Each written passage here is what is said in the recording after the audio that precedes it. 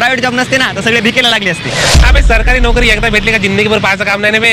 अरे private job वाल्यांना दरवर्षी इन्क्रीमेंट भेटते. जेवढं जास्त काम तेवढा जास्त पैसा. नुसत्या नोटाच नोटा. सारखं डिपार्टमेंट भेटलं ना तर एकटा गव्हर्नमेंट वाला 10 प्रायव्हेट वाल्याने खाऊन टाकेन आणि ढेकर बी देणार नाही. प्रायव्हेट जॉब मध्ये आपण मनाला वाटेल तेव्हा स्विच करू शकतो आणि दरवेळी स्विच करताना पॅकेज वाढूनच भेटते. सरकारी जॉब मध्ये पॅकेज पेक्षा पॅकेटला जास्त महत्व राहते. पण आजकाल कारभार एवढा पारदर्शक झाला आहे का कोणी पॅकेट घेऊन नाही राहिलं. प्रायव्हेट जॉब मध्ये आपण मनाला वाटेल तेवढा पैसा कमवू शकतो आणि गव्हर्नमेंट जॉब मध्ये जरासा पैसा वाढला की ईडी बीडी सीबीआय. हा बे एकदा सरकारी नोकरी लागली का पैसा कसा कमवायचा आणि कुठं ठेवायचा याचे वेगळे क्लास लावण्याची गरज राहत नाही बाबू. सरकारी नोकरीसाठी कितीतरी वर्ष वाट बघावं लागते. वाट बघूनच मरते माणूस.